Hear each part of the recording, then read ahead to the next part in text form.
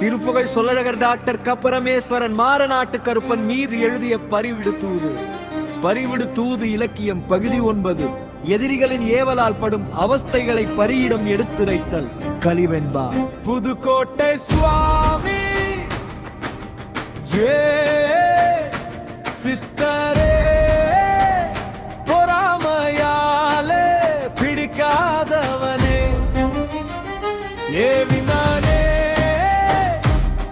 கண்டாரே சொன்னாரே பொதுவிலே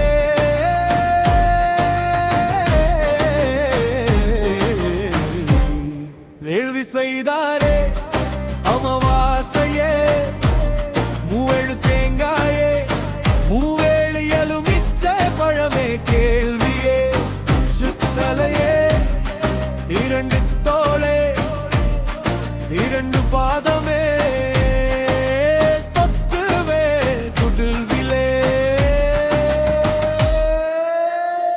பொறாமையாலே ஏவலாலே எதரியாலே மச்சானே இது சரியாகுமே பறிக்குதிரே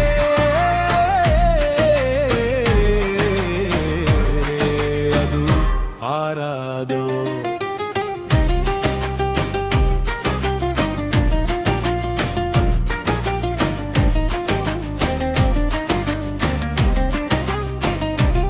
கேட்கலையே பறிக்குதிரையே செண்பகமூர்த்தி ஐயானாரே விப்பூதியே உடலிலே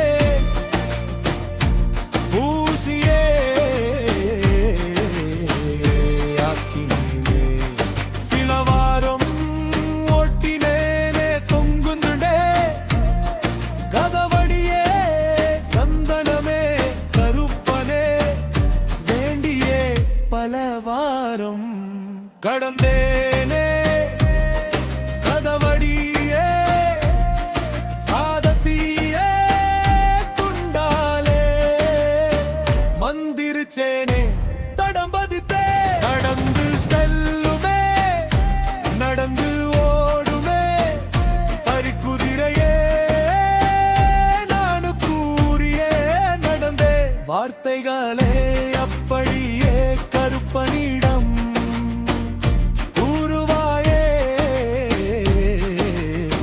பறிக்குதிரையே கம்பத்தடியே பார்த்தே சுத்துவாரே கருப்பனே காப்பாரே வெள்ளை குதிரையே பத்துவாரே அந்த மாரநாட்டு கருப்பனிடம் கூறுவாயே அந்த மாரநாட்டு கருப்பனே என்னை காக்கும் சாமியே ஆவாரே.